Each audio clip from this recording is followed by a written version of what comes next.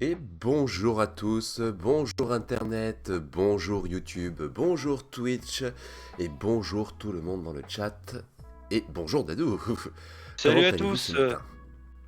bah, ça va, j'ai bien dormi avec la soirée d'hier donc parce qu'on s'est couché tard. Ah, il va falloir que tu me baisses, oui, Oui, au niveau du son. alors, en plus de te baisser, moi j'ai un écho de ta part. Ouais, c'est Alors, normal, c'est parce que je suis en train de tester le son avec la télé. L'écho, il est non, normal, non, il va non, il c'est va moi. Voilà, ah bon, d'accord. hop, c'est tout bon, et c'est réglé. C'est réglé, et je t'ai baissé au niveau de la voix, donc normalement... Alors je vais voir ce que ça donne là maintenant.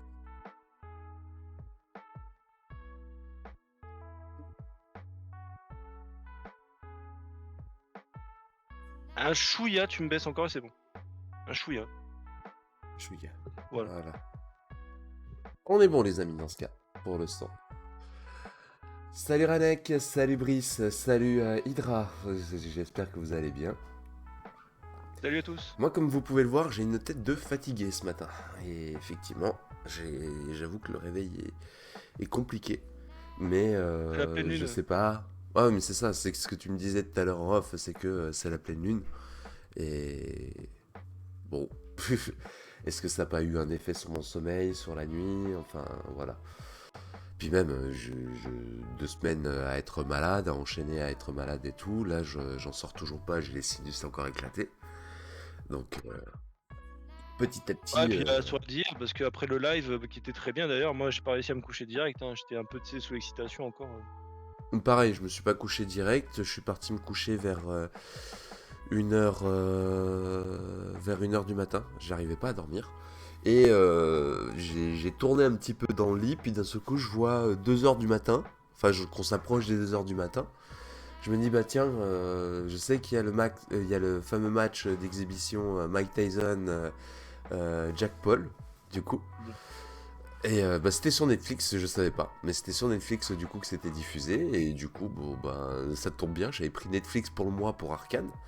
Donc du coup, je me suis mis dessus, j'ai regardé le premier match et je me suis endormi. Et j'ai rattrapé ce matin les matchs, mais comme je vous disais, j'arrive pas à émerger, quoi. Voilà. En plus que tu bois pas de café, c'est un peu compliqué, hein. Et Ah Ranek non, qui pas nous de dit: «Je café. me suis levé à 8 heures pour aller faire mes courses après la soirée d'hier. Je vous laisse imaginer ma tronche». Oh Ah de bah, bordel. Bah écoute, oui, j'imagine. La tête dans le cul dans le brouillard, comme on dit. Ouais. Du coup, pour vous parler un petit peu de l'actualité Ozing, alors c'est vrai, j'ai pas changé le message du site internet. D'habitude, je mets toujours le futur événement et là, je ne l'ai pas mis parce que tout simplement, ben, à la date du 22, vendredi 22, exceptionnellement, ben, Ozing ne fera pas d'émission du coup. On n'a pas su trouver un sujet intéressant, enfin un sujet intéressant. C'est, disons qu'il faut, les émissions, faut qu'on soit en général ben, disponible pour pouvoir faire les émissions. Or sur la date du 22, on n'a pas grand monde de la team en fait qui est disponible à part moi. Et je vous avoue qu'avec l'activité que j'ai en ce moment au niveau professionnel, j'ai du mal à faire plus d'émissions que ce que je n'en fais déjà. Donc entre le morning et les quiz, je trouve que déjà pas mal, plus l'organisation qui est derrière. Donc pour le 22, bah, malheureusement donc pas d'émission cette fois-ci. Par contre, la prochaine émission, ça devrait être le 29. Et le 29, c'est une table ronde, il me semble. Oui, je crois qu'avec Ranek, c'est ça, hein? Ouais, Il me ouais. semble, on ouais, on va faire une table ronde sur la crise des triple A. C'est un peu un fil rouge, on avait commencé à en parler hier soir avec, Astrobot, mais je pense que là, on va rentrer un petit peu en détail, hein. Également aussi, bon, on en parlera aussi après, mais il y a quelque chose qui arrive petit à petit là, c'est, les Game Awards, les GOTY et j'aimerais bien aussi faire une émission, soit avant, soit après pour débattre un peu autour, des nommés ou des résultats donc on verra ça aussi. De toute façon, ça il faudra on en parle. Je pense que Ranek sera chaud aussi pour la faire et voilà après, on vous tient au courant de toute façon sur les réseaux. Voilà, comme d'habitude, suivez-nous sur les réseaux, donc que ce soit sur X, Discord, YouTube, toutes les informations sont publiées toutes les semaines On va pouvoir comme ça vous apporter de l'actu autour de tout ça. Et en parlant donc d'actualité, donc effectivement hier soir, sujet Astrobot, du coup, belle petite émission qui a été préparée par Ranek également, donc accompagné du coup de Dadou. Pour illustrer sur le site de Ranek, du coup, il a également créé donc un article en lien avec l'émission de hier soir. Donc vous le retrouvez sur le site internet ranek.ozing.fr. Éventuellement aussi, vous pouvez retrouver le lien de Ranek directement sur le site de ozing.fr également. Et donc là, vous avez le petit descriptif du coup de Astrobot avec le vote tout simplement. Donc il s'agit donc des votes de hier soir, lui attribuant du coup la note donc finale de 8,56 au niveau Donc du de, barème. donc de 9. Parce que si tu arrondis à l'unité, ça fait 9, hein, donc c'est pas mal. Eh oui, ça prend la virgule au-dessus. Hein. Et là-dessus, sachez une chose, par contre, c'est que la note finale n'est pas définitive. Hein. Pour rappel, l'émission On Teste, c'est une émission où vous aussi vous participez à ce vote. Et en l'occurrence, donc la note qui est ici peut changer, puisque vous pouvez continuer à venir voter, tout simplement, pour pouvoir apporter votre avis au jeu et donc lui voir Pour la note. Darez. Sauf pour Darez, non, ça marche pas pour lui. Il pourra pas voter pour Astrobot. Il y a un bug, hein. Désolé. Hein. Et donc du coup, en dehors également donc du vote que vous pouvez faire donc pour continuer à aider à actualiser celle-ci, il y a toujours aussi la note, la date de la dernière personne ayant voté. Également, vous retrouvez le thriller officiel plus tout le test en live de Ranek donc, qui se passe sur sa chaîne. Et vous allez retrouver d'ici quelques jours, donc la publication se fera jeudi soir. Mais à partir de jeudi soir, vous aurez la vidéo de ce vendredi qui sera diffusée directement sur le site internet. Donc voilà. Donc le suivi, il est là. N'hésitez pas à aller faire un tour, je rappelle le site, Ranek l'a partagé sur le chat, il s'agit donc de ranek.ozing.fr. Et du coup Dadou, si tu veux bien, on va attaquer du coup le premier sujet. J'étais en train de me dire un truc con, parce que en plus il avait des images de son propre let's play sur sa chaîne YouTube, ça aurait été bien hier soir de le diffuser, parce qu'au bout d'un moment, moi au bout de 2 heures on voyait toujours le même trailer, j'avais la tête qui tournait, tu sais, à force de voir les mêmes images et tout. Ah, mais ça aurait été plus intéressant de. Bon, on le saura pour les prochaines fois. En plus, je lui avais dit, mais après, c'est compliqué parce qu'il est concentré sur son émission. Tu sais, il peut pas penser à tout. Il y avait les musiques, les Bien sûr. machins. Mais à noter pour les prochaines fois, quand même, de mettre des let's play plus longs et tout pour le futur. Et puis, j'étais tellement pris dans la discussion, je l'avais pas prévu en plus. Quelle patate. Ah ouais, ah ouais, d'accord, bah écoute. Et ouais, bah oui. Non, mais c'est compliqué, les gens, il faut se mettre à une place quand tu diriges et une émission. T'as les yeux de partout, quoi. Donc il faut être focus, quoi. C'est ça, complètement. Pardon, Chen, je te laisse enchaîner. Non, justement, l'enchaînement, ça concerne du coup les catégories, donc film, cinéma et jeux vidéo. Hop. Et on va commencer du coup avec le premier sujet du jour. Et le premier, il s'agit de ce post de Micromania, du coup. Les Gaming Awards annoncent leur nommée lundi prochain à 17h. Alors oui, donc j'espère qu'un jour tu arriveras à le prononcer correctement. C'est les Games Awards, pas les Gaming Les Awards. Games Awards. Les Games Awards. Tous les ans, tu fais la même erreur. Et donc, c'est annoncé officiel. Donc, lundi, rendez-vous à 17h pour savoir qui seront les nommés pour les Game Awards. Donc, il y aura forcément la catégorie des GOTY, mais pas que. Il y aura pour la musique, le meilleur RPG. Enfin, il y aura plein de nominations. Donc, affaire à suivre, hein, forcément. Je pense qu'on aura l'occasion d'en reparler. Hein. Je vous ferai un petit dossier pour le samedi prochain, pour le prochain Home Morning, et vous dire un peu ce que j'en pense. Également des nouvelles règles, puisqu'apparemment dans les GOTY, on pourra donc avoir soit des remakes, soit des DLC. Donc je pense à un DLC d'un jeu qui est sorti. Vous me direz lequel, je sais pas trop qui pourrait être dans la liste. Alors attention, parce que si lui il est déjà dans cette liste, ça va gueuler. Et dans tous les cas, je pense que ça va gueuler parce que d'un côté, il y a des jeux, polémiques, que ce soit, Black Myth Wukong, Stellar Blade, Dragon Age aussi, qui seront dans l peut-être dans les listes des nommés ou pas. Dans certains camps, ça va gueuler, dans d'autres aussi, donc en temps normal, c'est déjà un peu le cas pour chaque GOTY. Mais là, cette année, ça va être tendu, je vous le dis. Bien évidemment, j'espère qu'il y aura Astro dans les enfin, je pense qu'il y sera, mais bon après, bah, écoutez, tant pis, hein, s'il est pas dans les, nommés. FF7 Rebirth, là, c'est complètement personnel, c'est un remake, vous allez me dire, hors de question qu'il soit dedans, mais je vous cache pas que ça me ferait plaisir de le voir. Stellar Blade, hein, aussi, hein, pour Alex, ça me ferait plaisir parce que c'est son GOTY, donc à voir, hein, si, pareil, il sera, dans le lot. Toi, Shen, est-ce que tu as, un jeu que tu aimerais bien voir dans cette liste des GOTY de cette année? Non, pas nécessairement, parce que les jeux qui me font plaisir cette année, pour moi, ne sont pas des jeux GOTY. Du coup, on parle de Dragon Ball Sparking Zero, on parle de Tekken 8 également, qui sont bah, les jeux auxquels je suis principalement dessus. Et pour moi, bah déjà, c'est pas du tout des jeux qui rentrent dans les critères des GOTY.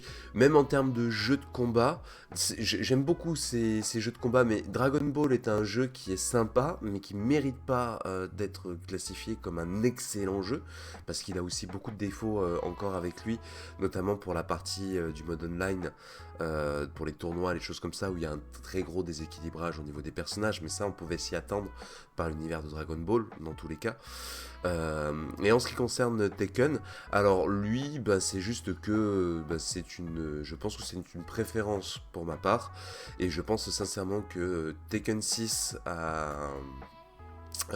Street Fighter 6, pardon, que Street Fighter 6 est mieux réalisé que Tekken par rapport à certains aspects, Ouais, mais ouais, ouais, ouais, non, non, mais très clairement. non, mais venant de toi, OK, d'accord. Ouais, ouais, ouais.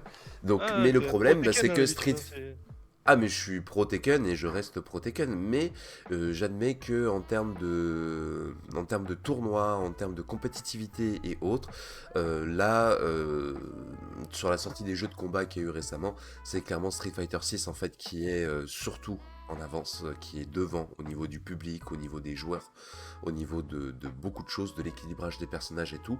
Là où Tekken, ben, il a eu ses quelques critiques, ne serait-ce que déjà plus. Alors, c'est pas tant le gameplay en fin de compte qui a fait que c'est parti négatif, c'est plus le côté marketing qu'il y a autour.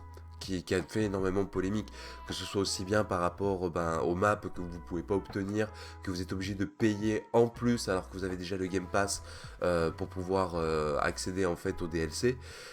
C'est les objets que vous allez payer en plus dans le jeu, c'est l'espèce d'abonnement que vous pouvez prendre également pour pouvoir gagner plus de skins plus rapidement, plus d'expérience pour avoir des niveaux. Avec ces niveaux, vous avez des points. Enfin, on sent que Tekken 6, Tekken 8, c'est carrément devenu une machine à pognon. Et les joueurs l'ont ressenti, et je pense que c'est ce qui a un peu baissé, en fin de compte, le public du jeu. C'est alors là où en fait, Street Fighter justement est plus équilibré entre l'aspect modèle mais économique du jeu et Street le côté Fighter, vraiment c'est, gameplay combat. 2023. Toi, tu verrais quel C'est jeu ça. dans la liste des jeux de combat? Parce que tu es très jeu de combat. Donc tu nous as cité Dragon Ball Sparking Zero, Tekken Mm. 8 là qui sont sortis cette année. À qui tu Ouais. donnerais le GOTY dans les jeux de combat cette année? 2024, hein, je parle. Mm. Alors il y en a bien un. Alors je suis désolé, j'ai plus le nom en place. C'est un jeu fantasy qui reprend des personnages en fait des univers de manga. Attention, pas univers manga type Naruto, Dragon Ball, etc. Plus dans les faits un peu Final Fantasy ou Nier Automata. Mais j'ai oublié le nom du jeu. Je sais pas si vous l'avez au niveau du chat, si vous vous en rappelez, sinon Ranek je le qui nous dit chercherai. Grand Blue Fantasy Rising, mais c'est décembre 2023. Ah ouais, ouais, bah, Bah oui, c'est cherchez ça. un. Ah, mais Bah c'est. c'est Grand Blue Fantasy. Bah, mais après, c'est un peu con parce que les jeux qui sortent en décembre, en fait, ils ont pas leur chance d'être dans les nommés. Donc, moi, je mettrais quand même une règle un peu pour, disons, permettre à ces jeux sortis en décembre d'être nommés s'ils sont vraiment excellents. Parce que c'est un peu con, vu que la cérémonie, elle se passe le 12 décembre. Il suffit qu'un jeu de combat il sorte le 13, bah, il l'a dans le. Voilà. Donc, c'est un peu. Je sais pas ce que vous en pensez Mhm. dans le chat là-dessus, mais il faudrait peut-être instaurer une règle comme ça, quoi. Ah oui, oui, complètement. Et pour revenir donc à Grand Blue, je pense que réellement c'est Grand Blue qui a apporté le plus de choses au niveau combat, au niveau jeu. Même si en France on en est un peu moins fan de ce jeu-là, il y a un public moins grand francophone. En revanche, c'est un jeu qui à l'international et du côté de l'Asie est très plébiscité justement. Donc ça voilà. Nous en Europe et aux États-Unis, c'est plus du coup Street Fighter 6 qui serait en avant. Donc voilà, si on a deux, c'est Street Fighter 6 et Grand Blue Fantasy. Et l'année prochaine, à supposer que ce sera 2XKO, du coup de Riot Games, qui reprend l'univers de League of Legends. Ah Et ouais, voilà. intéressant. On verra bien Hmm. ce que ça donnera. En tout cas, bah, on vous tiendra au courant. Quelques réactions donc dans le chat. Donc Bressinger qui nous dit de toute façon, Baldur's Gate 3, qui n'était pas un triple a tout défoncé l'année dernière. On pourra pas faire mieux. Mais, mais bah, tu as It Takes Two, j'en parlais hier soir. Potentiellement là, tu as Astro. Moi, je dis que les GOTY, ça doit pas forcément être des triple A, hein. Ça doit être des jeux qui sont innovants, créatifs. Et Baldur's Gate 3, c'était amplement mérité, hein. De la conception du jeu jusqu'à la fin. Enfin, vraiment, ils ont fait ouais, une ligne de création parfaite. Ranek qui nous dit faut que les DLC soient à part, pitié. Je suis d'accord. Je suis pas contre les DLC, mais franchement, si Elden Ring rafle encore un GOTY juste pour son DLC, mais moi je vais râler. Moi je vais rigoler. C'est pas bien, mais ça me fait rire parce que en fait, FromSoft, ils sont tellement au-dessus de tout le monde, tu sais, qu'ils changent les règles, tu vois, tellement qu'ils sont forts. Après, il y aurait quand même un petit défaut, c'est de dire l'accessibilité à ce DLC, c'est quand même chaud. Mais bon, ça, c'est la philosophie de FromSoft aussi, c'est compliqué. Mais j'entends, hein. En vrai, enfin, vous êtes tous ceux qui disent là pour le DLC, j'entends vos arguments, vous avez raison, hein. Mais moi, ça me fait rire parce que il y a tellement de la médiocrité dans cette industrie que tu vois, on est obligé d'aller voir les DLC de FromSoft pour essayer de leur donner des titres, quoi. En tout cas, on aura l'occasion d'en reparler, je pense, pour l'émission La crise des AAA. Salut le H. Enfin, Radé qui nous dit, ouais, de nous parler de Grande Blue. Et après, tu nous dis, il faudrait faire la cérémonie en janvier. Je suis d'accord, ça serait une solution pour combler à ce problème-là des jeux sortis en décembre. Salut le H, j'espère que tu vas bien. Du coup, donc voilà, donc j'ai pas d'autres choses à dire par rapport tout simplement bah, à ça. Effectivement, comme tu dis, un petit décalage en janvier pourrait être intéressant pour vraiment parler de l'année dans son ensemble.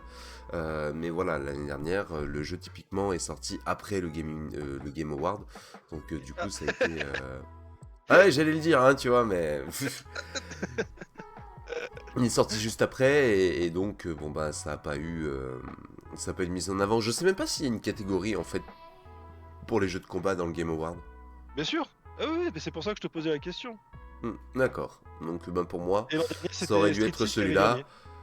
Ouais. Ah oui, bah oui, c'était Street 6 l'année dernière, c'était obligé parce qu'après Street 6 a énormément amené. Or cette année, ben la compétition dans les jeux de combat, elle est pas énorme non plus. Il n'y a pas 36 000 jeux. Donc dans la théorie, ça devrait être Tekken 8, hein, bien évidemment. Hein, même si là, je trouve beaucoup souffert au niveau de son modèle économique et que ça lui a fait beaucoup de tort. Parce que le jeu par contre reste très bon au niveau technique.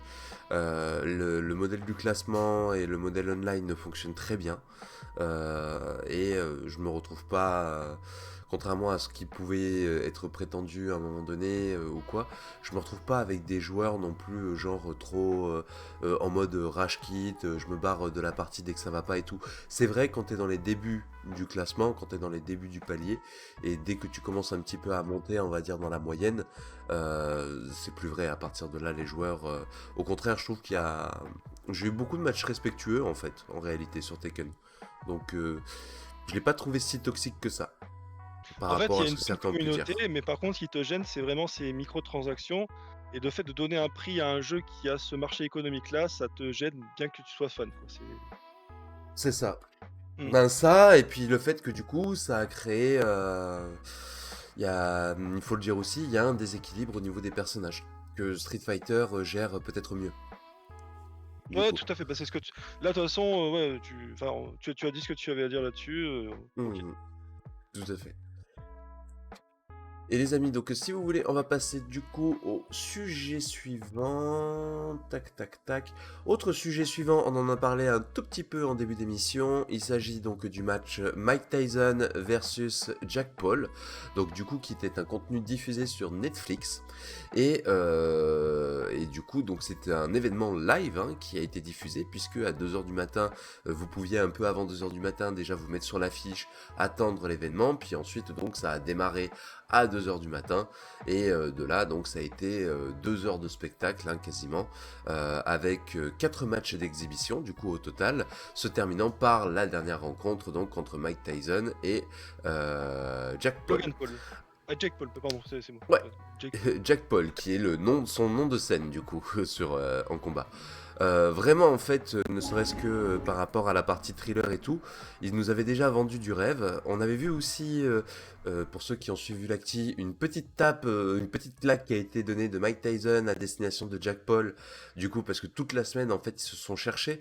Alors après c'est un peu c'est un peu le jeu dans ces émissions de combat, dans ces, dans ces tournois, puisque justement C'est le le show. but c'est voilà, c'est le show. On se chamaille un peu, on se provoque, on essaye de s'envoyer.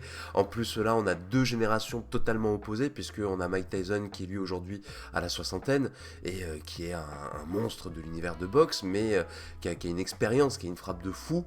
Mais en revanche, il n'a pas l'énergie de Jack Paul qui lui est plutôt quelqu'un, voilà, qui est plutôt jeune, qui est plutôt dynamique, qui est en pleine montée. C'est vraiment quelqu'un qui a commencé en fait sur YouTube gentiment, qui a fait ses petits premiers combats un petit peu en MMA et tout, et aujourd'hui, bah, vous voyez sa carrure, le mec il rentre dans le domaine des poids lourds de la boxe, quoi.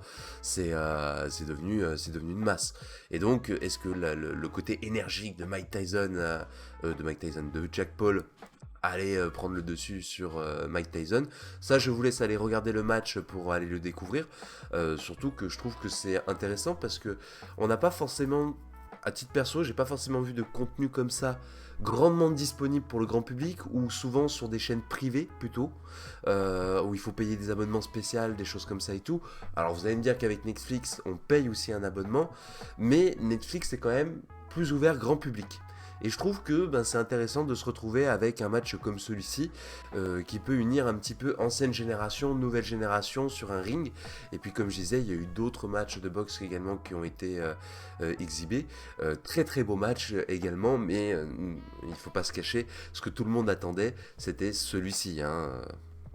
Donc, Ah oui, bien sûr, c'était le fameux main event, le combat final. Bah, c'est comme ça, de toute façon, ça se passe dans ce genre de cérémonie, hein. C'est toujours mhm. le dernier combat qui va attirer les foules, beaucoup de monde.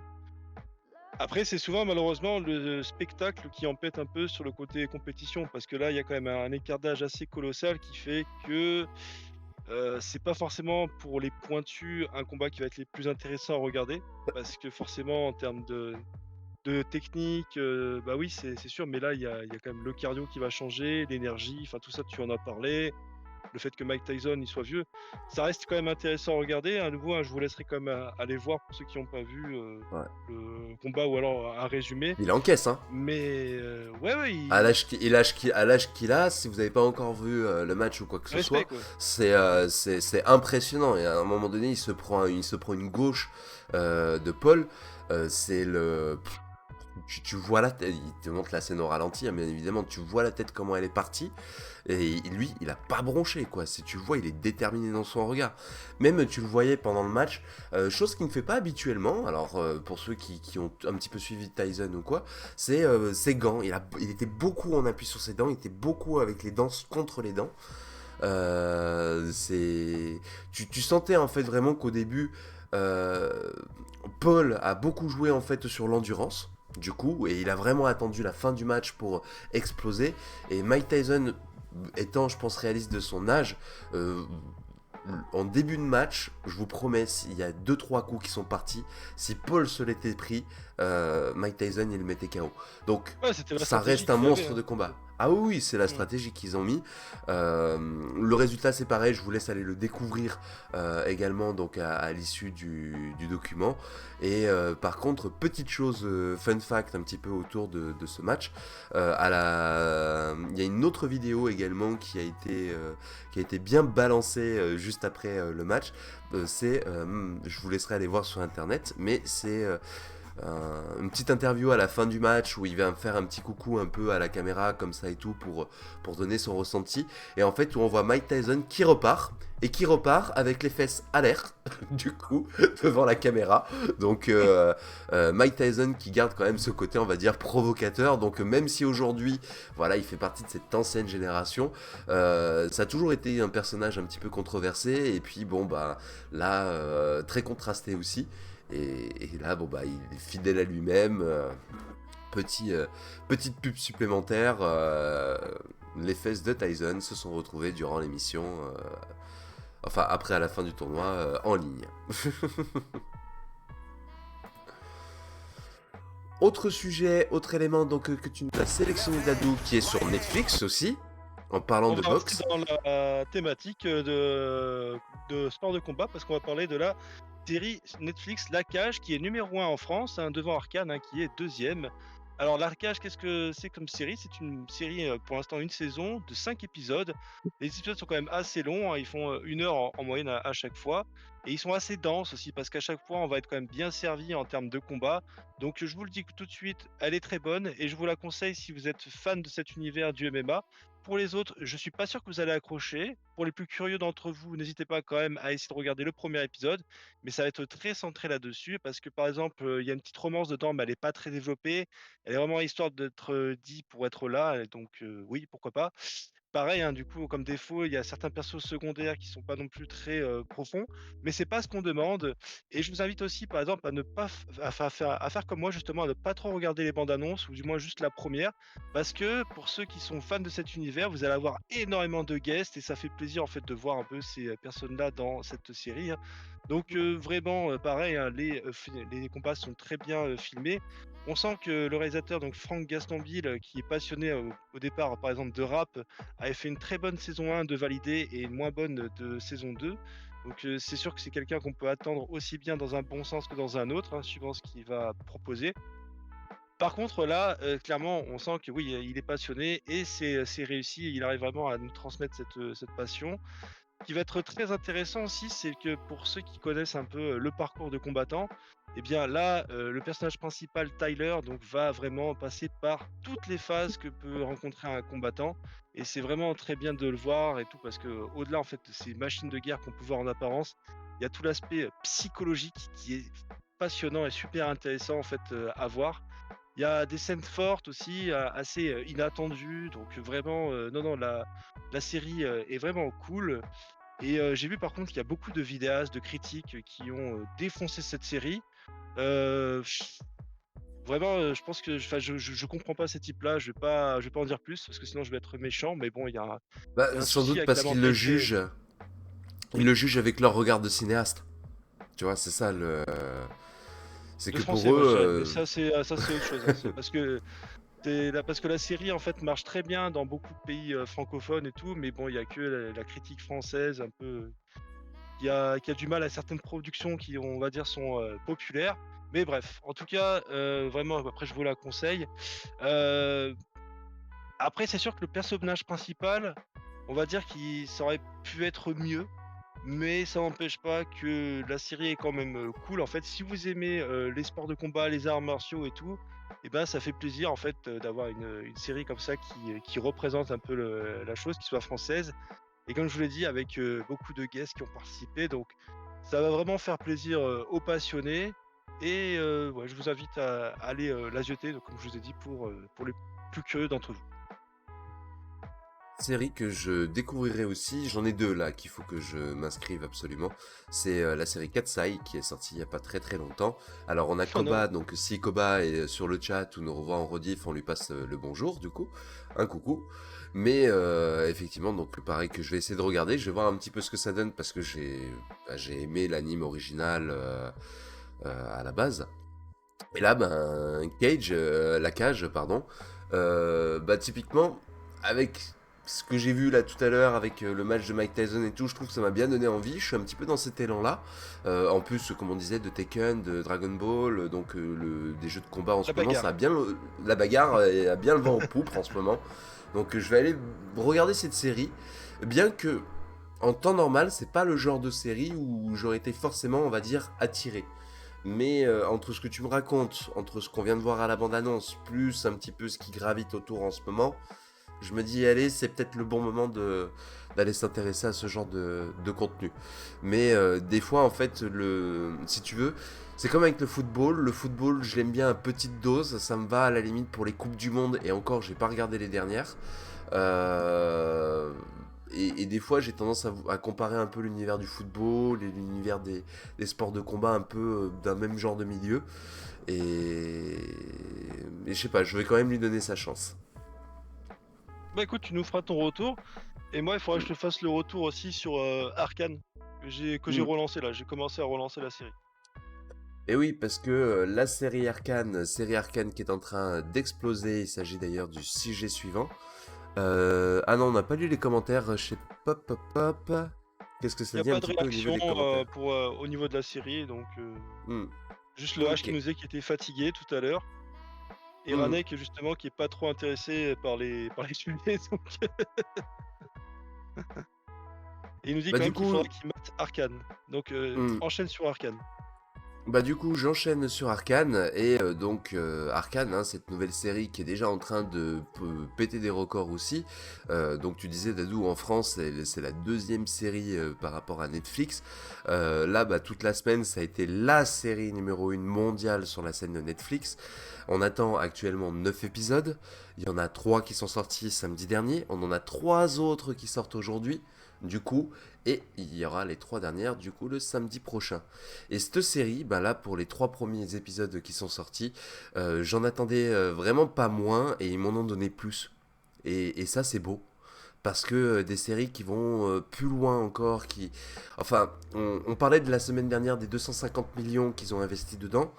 Et aujourd'hui, quand on se met à regarder l'analyse qu'il y a au niveau de l'image, parce que, après, attention, je ne suis pas de l'univers du cinéma, donc je me suis appuyé sur beaucoup d'observations, beaucoup de vidéos, beaucoup de textes écrits, d'articles sur Arcane. Peut-être pourquoi pas en faire un sujet à part entière sur ce qu'il y a autour de cette série, parce qu'il y a vraiment énormément de choses à dire, et la série a encore beaucoup de promesses à nous apporter. Vraiment beaucoup, beaucoup de promesses. Mais voilà, c'est monstrueux. Donc si vous ne l'avez pas vu encore, vraiment je vous la recommande, et ça a de quoi vous en mettre plein la vue. Vous pouvez vous dire peut-être qu'au début il y a des phases qui sont longues. Même moi, il y a des moments presque à me surprendre. J'ai envie de sauter quelques passages que je trouve un peu longs ou un peu trop roses ou quoi que ce soit. Et en réalité, c'est la série est très bien montée. Ce qui fait qu'on a des rappels à des scènes qui sont faites. Et de là, tu dis oui, je comprends maintenant pourquoi ils ont autant insisté sur cette scène ou sur cette illustration. Et le fait de la redécouvrir, puisque du coup j'ai refait la première saison en une fois, et le fait d'avoir refait la première saison en une fois, ça m'a permis aussi de comprendre des choses que je n'avais pas forcément vues lors du premier coup d'œil. Et ben, c'est... Il y a vraiment plein de détails à porter. C'est L'exemple que rare je hein, peux... quand même les séries qu'on remate plusieurs fois, hein. Donc c'est vraiment un gage de qualité, hein. Ça montre que tu l'as vraiment apprécié, hein. T'es en mode Hmm. propagande, hein, un peu comme moi à l'époque avec Ah, Elden je le Ring suis, qui en hein. parlait à tous les home morning. Bah là tu nous fais pareil avec Arcane, hein. Tous les jours il y aura, enfin tous les jours, tous les samedis tu trouves un moyen d'en parler, c'est marrant. Bah, si vous, moi, je vous mets presque même au défi, et vous venez sur le Discord, vous partagez sur le Discord, vous prenez la série, alors soyez objectif quand même, hein, cherchez pas la petite bête, mais vous prenez la série, vous avancez dans le truc, faites pause, chaque fois que vous faites pause, vous êtes sur un fond d'écran. C'est il n'y a pas une fois où l'épisode ou la série, vous allez vous retrouver avec un visuel un peu chelou ou avec une image qui se dégrade un peu. Pourtant, c'est des choses qu'on a l'habitude de voir hein, en animation. Mais là, alors pas du tout. Et le personnage de Jinx, qui est le personnage principalement mis en avant lors du début de cette saison 2, le trait sur les détails qui sont apportés sur le personnage, il y a un combat qui est juste qui est magnifique, qui est, qui est classe, qui est tout, mais c'est là où on voit la dualité, c'est là où on voit aussi la fragilité de tout cet univers Arcane, et qu'on voit cet aspect de force vraiment que Arcane a réussi à apporter, et même on est pris dans l'énergie de ce combat, et en même temps à la fin on regarde un truc, on se dit mais qu'est-ce qui est en train de se passer. Enfin voilà. Donc gros banger, grosse série que je vous recommande du coup à regarder. Eh bien, écoute, merci, hein, en tout cas, ça me chauffe encore plus. Dans les autres contenus, autres séries, autres éléments dont on peut encore parler, alors je suis un peu dans le désordre au niveau du contenu, mais on va encore parler un peu de films et de séries, puisque dans quelques jours, on a, je crois, pour décembre, on a un film qui doit sortir, donc très très prochainement. Alors, autant c'est pas un film qui nous intéresse spécialement, donc qui s'appelle Wicked, du coup. Euh, voilà, je sais pas si tu as entendu parler de la série Wicked Pas du d'Adou tout. par exemple, ou si vous sur le chat vous en avez entendu parler. Hum, Alors, juste je reviens sur H qui nous dit bon, allez, j'ai compris, je vais mater ça. Ah oui, non, mais il faut que tu ailles mater, hein, très clairement. Hop, on va faire ça pour pas spoil. H qui nous dit je regarde extrêmement peu de séries, il y a déjà Dadadan sur ma liste, mais ça va presque me convaincre cette affaire. Et pour Arcane, j'entends. Ah oui, non mais Arcane, comme je vous dis, il faut prendre le temps, vous êtes dans l'univers de League of, vous n'êtes pas dans l'univers de League of, ça vous empêche pas d'apprécier la série, et je suis désolé, vous pouvez... tu vois, s'il devait y avoir un Gaming Award, ben, typiquement ce serait plus Arcane Game over. un Game Award. S'il devait y avoir un Game Award de la série en ce moment au même titre, tu vois, si c'était le sujet, ce serait Mais il a eu très le clairement prix, pour hein. moi Arcane. Mais il a eu un prix. Il avait été Ah ouais, non. récompensé à l'époque dans les adaptations de jeux vidéo. Ah Quand mais la première saison était sortie, c'est lui qui avait gagné. Il et me ben semble, hein. maintenant, moi j'ai envie de dire, vous oubliez que c'est un jeu vidéo et vous le traitez comme une série à part entière et vous lui donnez un prix comme une série à part entière. C'est tellement c'est fort. Bah, je pense qu'il a eu des récompenses aussi. Il faudra vérifier ça, mais Ah bah d'ailleurs, il si en tu es aura vraiment puisqu'il est en fan train de de la sortir. série. Il est en train de sortir donc il en aura. Non, mais C'est la pas encore saison 1, arrivé. je te parle. Je te parle de la Ah saison 1. La la saison saison 1, 1, elle avait des. Oui. elle en a eu des prix, hein, tout à fait. Elle en a Ouais, eu ouais, des ouais. prix. Hein. Donc, pardon, Mais Oui. ouais, non, la saison 1 en a eu, c'est juste que la saison 2 fait un rappel un peu aussi à la saison 1. Il y a une scène, je vous spoil pas grand chose, mais il y a une scène où on retrouve Jinx plus petite dans un bar, donc au début, et dans la saison 2 on est vraiment plus loin dans le temps, mais tout a changé, tout a évolué, tout s'est transformé en fin de compte. Et on retrouve en fait la même disposition de caméra, la même disposition de la scène, avec le personnage qui réalise presque les mêmes mouvements, comme si la série voulait vous faire passer un message en vous disant rappelle-toi cette époque, rappelle-toi de ce moment, mais qui en même temps, une seconde après, vous met une claque en disant eh ben c'est terminé. Tu vois, c'est oubliez ça, vous pouvez pas revenir en arrière. Et c'est fou de voir parce qu'il y a des gens qui, du coup, je me suis intéressé également à tous ceux qui font de l'analyse. Et il y a plein de gens qui se sont mis à analyser vraiment l'aspect psychologique des personnages, l'aspect image, l'aspect créativité. Pourquoi est-ce que certains symboles ont des détails extrêmement importants. Vous prenez une balle. Donc, par exemple, à un moment donné, donc si vous connaissez un petit peu l'univers de League of, vous avez Caitlyn qui se met, par exemple, on a une petite scène où elle se met un peu en compétition avec quelqu'un. C'est une scène du passé où elle est en train de tirer, où elle est en train de chasser, parce que ça fait partie un petit peu du rite de leur famille. Et on voit ces scènes où même la balle qui part, vous mettez un arrêt sur image, la balle, vous avez une gravure qui est dessus, vous avez la posture de Caitlyn qui veut dire quelque chose, la posture de la cible, tout qui va vraiment vous indiquer dans quel sens va le message, dans quel sens va l'information. Et ils ont clairement pas volé Leur prix. Ah, leur prix. ah, mais là, tu nous l'as vendu, hein. Je pense que Ranek et H dans le chat, on est chaud, hein. T'as rempli ta mission, hein, donc t'inquiète, Chen, tu peux. Sinon, pour vous parler de autre chose, du coup, le film Wicked qui doit sortir dans pas très très longtemps, je pense sur la partie donc sur décembre. Et pourquoi Wicked? On vous en parle un petit peu comme ça, et surtout Wicked a un petit lien avec Ozing aussi, puisqu'il s'agirait en fait d'un préquel du coup du Magicien d'Oz, et chez Ozing, bah, on adore ça. Bien que le film en lui-même, je suis pas sûr, à titre personnel, ne m'apporte Je pas sais pas un grand pourquoi tu dis intérêt. ça, mais bon, ça c'est. Ouais, je vois pas non plus. Mais par contre, autant le film The Wicked, voilà, c'est pas. Je vous dis pas, c'est pas le film que je vais aller voir au cinéma spécialement, j'en attends rien, il m'intéresse pas plus que ça, que ce soit au niveau des acteurs, au niveau de la production, au niveau de la réalisation, voilà, vous en pensez ce que vous voulez. Mais pourquoi est-ce qu'on en parle quand même dans Oozing? Parce que, petit fun fact sur un petit problème qui s'est produit sur le jeu, sur le jouet notamment, et sur la boîte du jouet, plus spécifiquement, puisque deux poupées vont sortir également durant la période donc du film et sont déjà en vente sur le marché parce qu'il faut déjà commencer un petit peu à faire la promotion du jouet.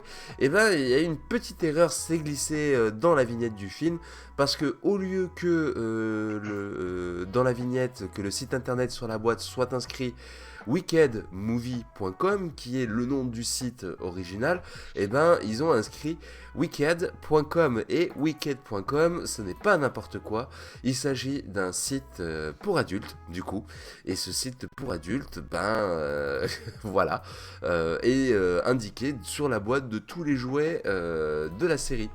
Donc du coup, si vous offrez le jouet à cet enfant et que vous avez acheté la boîte, faites attention, soit veuillez à cacher Mais ça pleinement ou carrément à donner le jouet en dehors de sa boîte parce que voilà, moi une j'ai des gros doutes, mais petite erreur. dites-nous dans le chat si c'est pas fait exprès pour que ça soit une opération de com.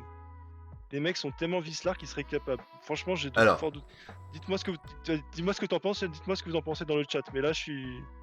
je t'avoue que j'y ai pensé aussi, ce serait très gros, de se dire, allez, est-ce que on est prêt à se prendre un petit coup de procès, mais juste histoire de dire que le jouet il existe et que le film va bientôt sortir.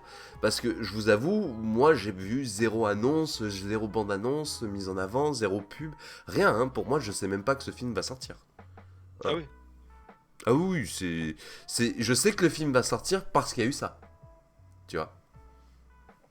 Donc on n'aura pas les preuves hein, de se dire ça. C'est sûr que bon, il y a le film s'appelle Wicked, il y a un site qui s'appelle comme ça. Alors forcément, dès le départ, ils ont pas dû faire le rapprochement. Mais peut-être qu'ils se sont Hmm. rendus compte après et que quelqu'un au service marketing ou com a dit tiens, on va faire ça, comme ça on va faire parler de nous. Tu sais, maintenant, le plus important, c'est qu'on parle de toi, hein, que ce soit en bien ou en mal, hein, c'est un peu l'air du temps. Hein, donc, comme j'ai dit, ouais, je pourrais pas le prouver, mais après, j'aurais de forts doutes. Ou alors, c'est peut-être bêtement une erreur. Voilà, Mais le le problème, Nadou, système c'est que tu as anti-ingénieur, raison il a pas. d'avoir des doutes, parce que le marketing aujourd'hui, on le pousse jusqu'à là. On le pousse jusqu'à créer des pseudo-scandales pour pouvoir le faire. C'est le show. Comme on parlait avec le match de Tyson et Paul, c'est pareil, il y a eu la petite claque qui s'est faite, ça a été de la provocation toute la semaine. Je vous spoil pas le match, mais on a quand même une bonne scène avec un bon état d'esprit vraiment derrière quoi. Donc tu sens que de l'autre côté il y a du respect vis-à-vis des personnages aussi, malgré toutes ces provocations qui ont été faites. Et bah là, c'est pour moi c'est un peu le même genre, c'est que c'est de la provocation, elle est possible qu'elle soit volontaire. Le... Mais en même temps, tu te dis c'est trop gros, mais voilà, plus c'est gros, plus ça passe. Donc il y Peut-être, aura pas peut-être.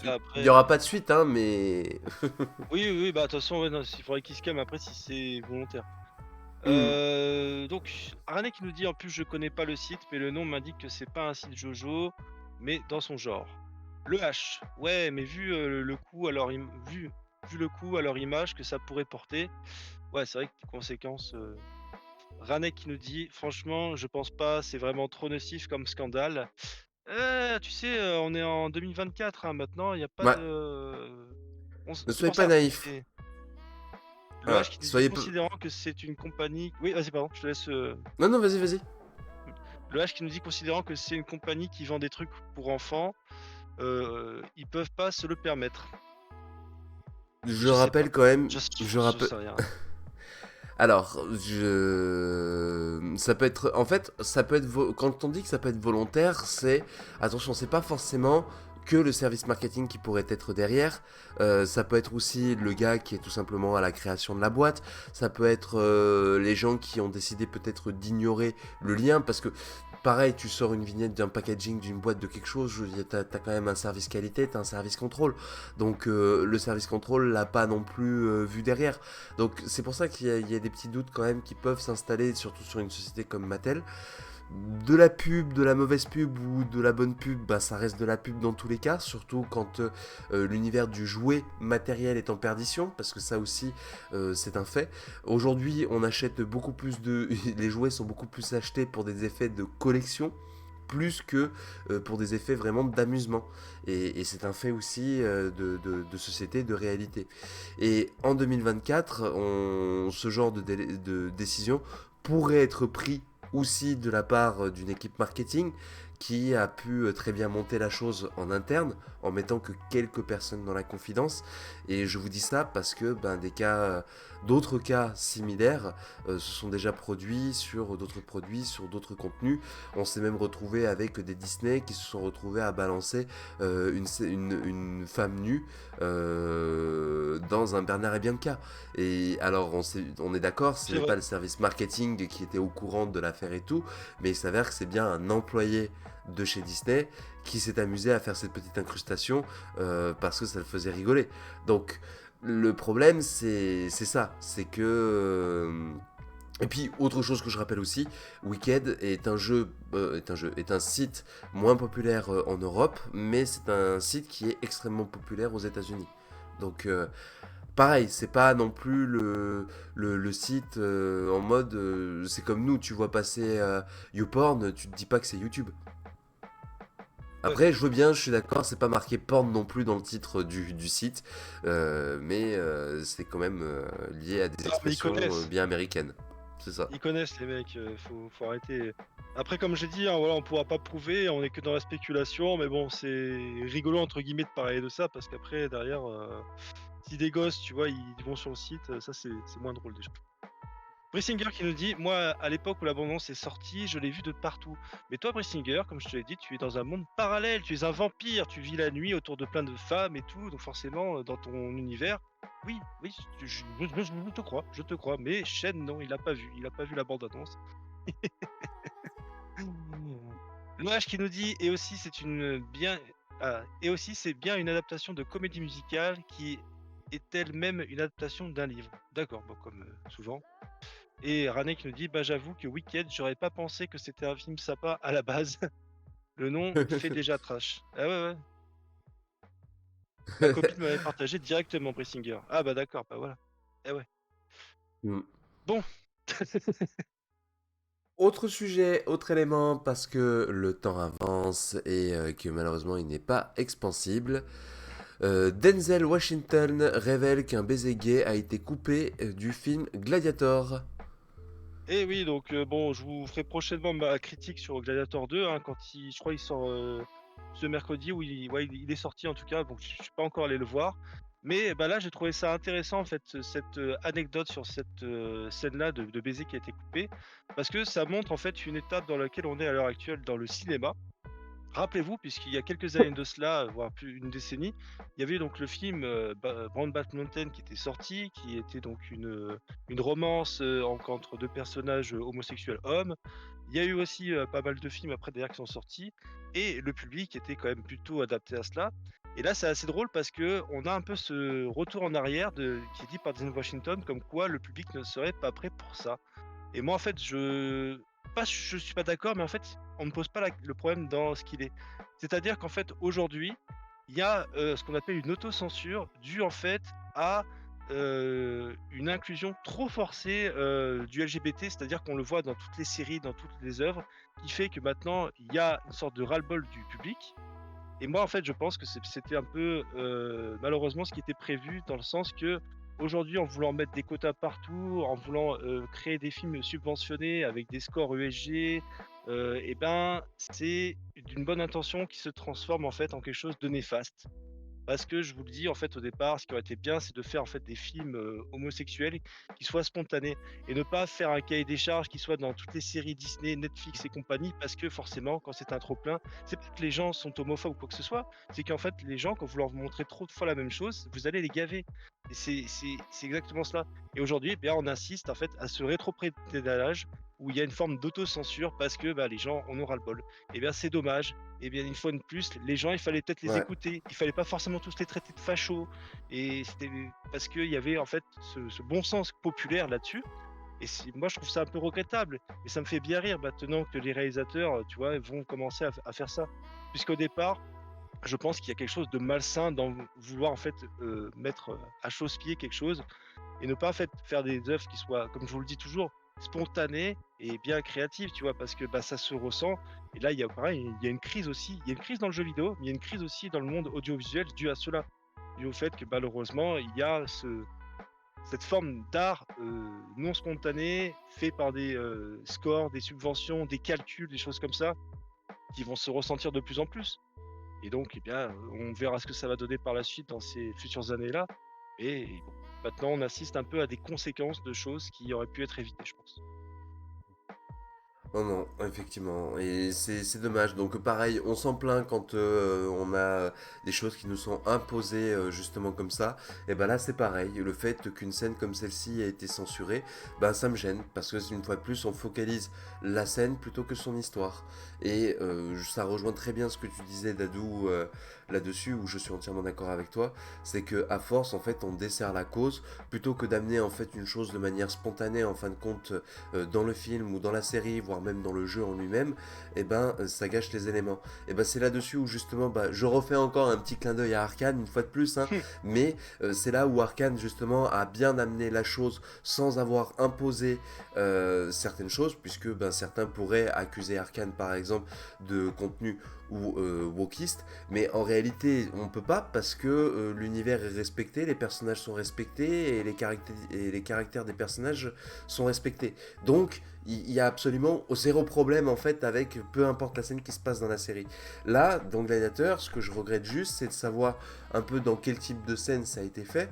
On pourrait imaginer au contraire, pour moi ça aurait été même la bienvenue, surtout il y a une petite expression qui est connue en français, c'est alors, tu aimes les films de Gladiator. Donc comme quoi il y a toujours une petite allusion, il y a toujours eu des petites choses, donc est-ce que c'est ça qui a peut-être fait peur ou qui a un petit peu découragé justement le film parce qu'il y a cette espèce de testostérone, de virilité, de corps luisant, de gros muscles et tout, un peu à la Musclor, hein, Musclor qui a souvent été aussi utilisé comme image pour la représentant justement les communautés LGBTQ+, etc.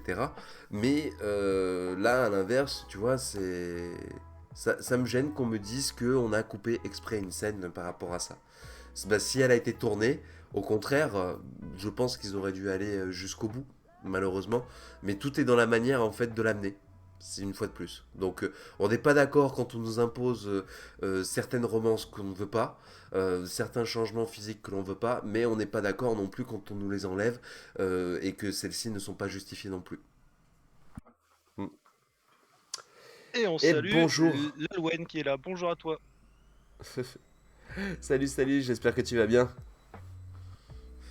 Ah bah Arcane, j'ai fait une... T'étais peut-être pas là encore tout à l'heure, mais je crois que je l'ai vendu pendant 15 minutes et là, tout le monde va aller dessus après le home morning, hein. Et surtout, alors moi, j'aime pas parce que ce mot fourre-tout ou wokisme, ça veut tout dire et rien dire, hein. C'est un peu Hmm. comme on va traiter quelqu'un de facho ou de ce que tu veux. Mais parler plutôt des scores ESG, des subventions qui en fait vont parasiter la création d'une œuvre. C'est-à-dire qu'au départ, tu veux faire un film, et il y a un mec qui vient te voir, il va te dire bon, je vais te filer 100 millions de dollars parce que maintenant je veux que tu mettes des homos dans ton histoire. Et moi, j'avais pas prévu le coup. Tu te démerdes, tu mets des homos, mais ça va être cohérent avec mon histoire. Tu te démerdes. Et c'est de là en Bah fait, ouais. c'est là le cœur du truc. C'est-à-dire qu'au fait, au départ, tu as des réalisateurs qui sont pas habitués à ce genre de truc, qui vont faire ça va être mal fait, lui, il va toucher sa subvention, mais ça va être mal fait. Ça va être réceptionné par un public qui va dire mais qu'est-ce que ça fout là? Pourquoi il y a une romance LGBT? C'est pas cohérent avec l'univers, machin et tout. Ah, ça me saoule, j'en vois partout. Pourquoi j'en vois partout? Parce que maintenant, on veut forcer le truc en mettant du pognon et des subventions. Et ce qui fait que maintenant, au départ, on en vient là, à ce qu'un film comme Gladiator, on s'auto-censure parce que les gens en ont ras-le-bol. Alors qu'au départ, il fallait le faire plutôt bien, de manière naturelle et spontanée. C'est Mhm. là, et ça, vous pouvez le retranscrire pour le jeu vidéo, pour les livres, pour ce que vous voulez. Il faut arrêter avec ce forcing et laisser les gens faire comme ils veulent, les laisser libres en fait. Parce que c'est bon, Mhm. c'est le cœur de la chose quoi.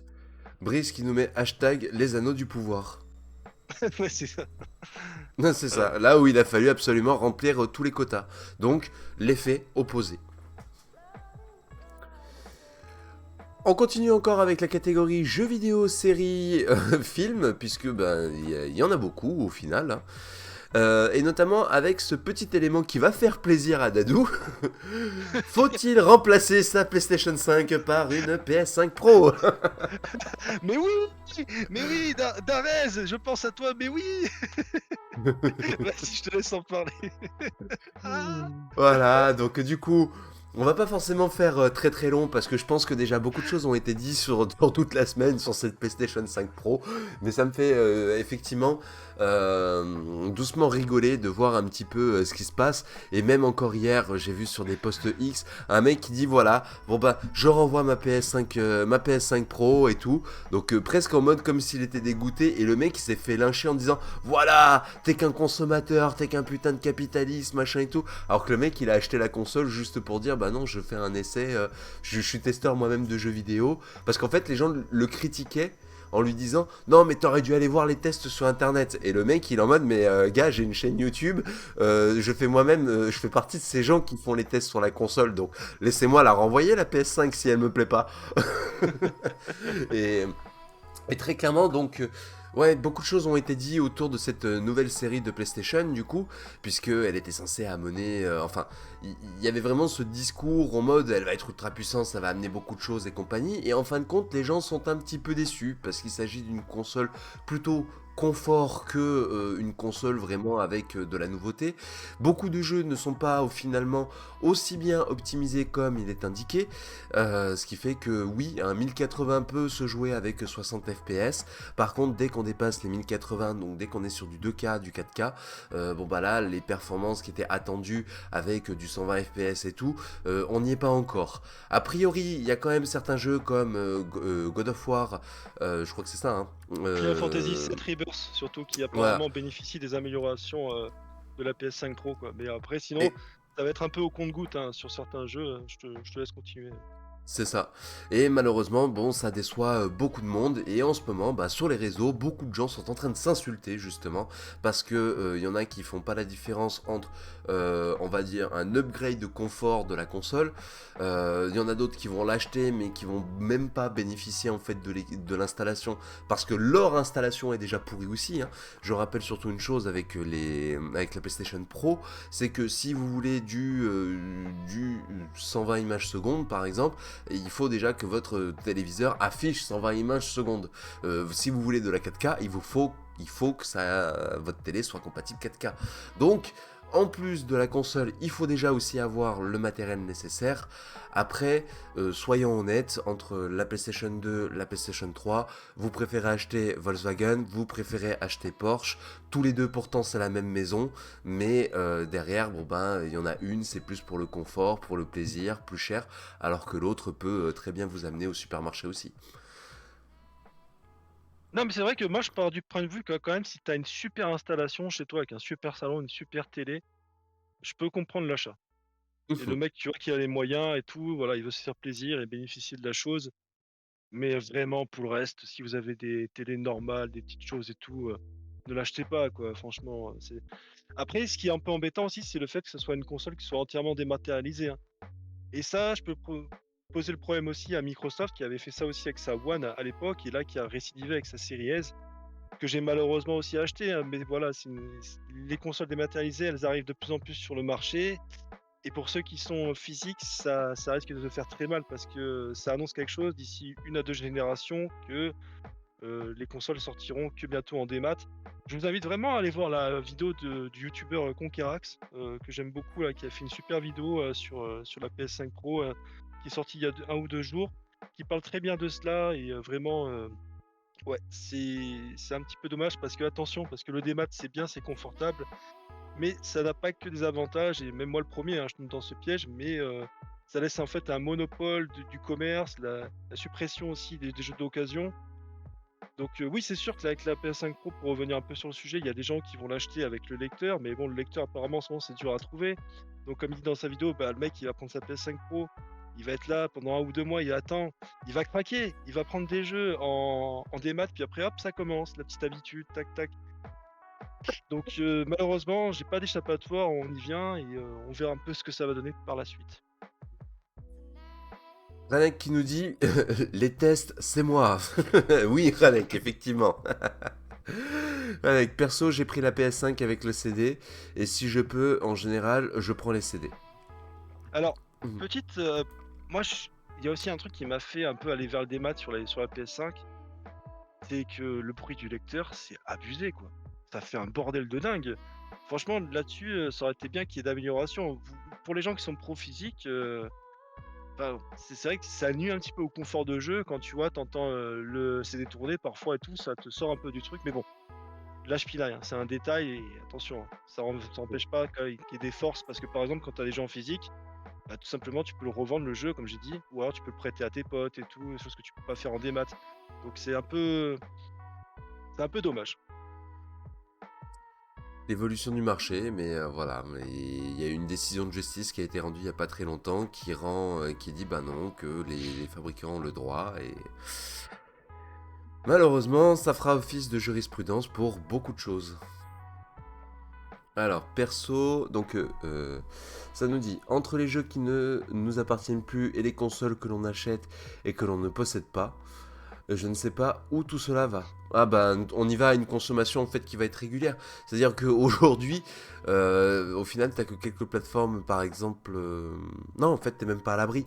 T'es même pas à l'abri. Je pense que il y a certains jeux que tu vas être obligé d'acheter dans des formats particuliers, je pense, pour pouvoir les perdurer dans le temps. Certains connaissent peut-être GOG.com. Il faut savoir que GOG.com vend des jeux et vend des jeux en ce qui s'appelle no CD. Et les jeux en no CD, ce sont des jeux où ben, justement tu possèdes le fichier et tu n'as rien besoin d'autre en fait pour faire fonctionner le jeu. Et bah, GOG essaye toujours d'obtenir des jeux no CD et de vendre des jeux no CD. Et à la limite, c'est la seule solution qui nous reste. Mais encore faut-il que le jeu soit compatible no CD. Et pour que le jeu soit compatible no CD, il faut également que le jeu n'ait pas besoin d'une connexion internet pour pouvoir fonctionner. Et c'est là où par contre, de plus en plus, moi ce qui m'inquiète, c'est qu'avec même avec l'arrivée de l'IA dans certains jeux au niveau des interactions et tout, eh ben on pourrait se retrouver à avoir en fait obligatoirement être connecté à internet pour pouvoir profiter même de certains contenus. Et le jour où on franchira cette étape là, est-ce qu'il y a vraiment un intérêt à ce que le jeu nous appartienne entièrement ou non, du moment où celui-ci, où le jeu peut lui continuer à avoir une évolution. Bah, non, Donc non, c'est mais là, ça c'est qui fini, hein. est... Il y a Ouais. plein d'éditeurs qui font déjà ça, l'obligation de connexion obligatoire, enfin, l'obligation de connexion obligatoire, pardon, je me répète. Donc on y est déjà, hein, on y est déjà et c'est assez dur. Je pense peut-être qu'il y a quand même de l'espoir au niveau de la législation parce que attention, en ce moment, Ubisoft, ils se font attaquer par la justice par rapport un peu à des abus qu'ils ont pu faire, notamment avec la suppression du jeu The Crew. Mais ouais, pas on y vient, on y est déjà. Donc attention sur le fait qu'on n'est pas propriétaire de nos jeux. Et ça peut poser quand même pas mal de problèmes là-dessus, hein, c'est sûr, pour la préservation, pour la collection. Donc à voir en tout cas ce que ça donnera par la suite. Quelques réactions dans le chat. Alors Rane qui nous dit alors perso, j'ai absolument pas de souci avec le bruit du CD sur PS5 et je suis le premier à cracher sur la console. On va vers la grande époque des pirates. Alors, moi, c'était par rapport à Final Fantasy XVI. Parce que c'est vrai que ce jeu-là, apparemment, avait été très gourmand en termes de ressources, donc c'est peut-être un détail à voir en tout cas. Et j'ai la PS5 Slim aussi. Et Lalwen qui nous dit ouais, mais cela fait penser à Ubisoft, bah voilà, qui ne permet plus de jouer hors ligne. Il y a eu des threads X sur la question. Oui, et d'ailleurs, je crois qu'il y a aussi Electronic Arts, il y a d'autres éditeurs qui font un peu ça avec cette connexion obligatoire, entre autres. Ah oui, Electronic Arts, Ranek, oui. c'est obligatoire. Ah bah voilà. Rane qui nous dit: «Bah, juste pour la préservation, si on enlève un jeu que j'ai acheté, je le piraterai sans hésiter». Et bah oui, Ouais, ouais, non mais c'est ça. c'est On en arrive à ça, hein, tout simplement. c'était le tweet de JDG, hein, d'ailleurs, qui avait dit à l'époque pour, Ubisoft, qui avait dit, qui a fait cette déclaration que les joueurs ne sont pas propriétaires de leur jeu et JDG qui avait dit: «Ah bah, dans ces cas-là, si on pirate votre jeu, on le vole pas». Ouais. Ah là là! Bon, je te laisse, enchaîner, Chêne, parce que l'heure tourne, aussi. On enchaîne et on enchaîne en changeant de catégorie puisque nous passons maintenant dans la partie décryptage société et éco et j'ai choisi comme sujet pour pouvoir faire la transition entre ces deux mondes. IPTV, ces 43 sites pirates sont bloqués en France, victoire de Canal+ et de Dazen. Donc, vous savez, on en parle beaucoup hein, de tout ce qui est piratage, IPTV, surveillance, contrôle de l'internet et autres. Et ben ça y est, on a basculé puisque la justice de Paris, en date du 7 novembre, sont une nouvelle fois là pour nous le confirmer avec la fermeture prochaine de 53 sites. Donc prochaine, donc ça veut dire que c'est pas encore le cas. Donc vraiment, voilà.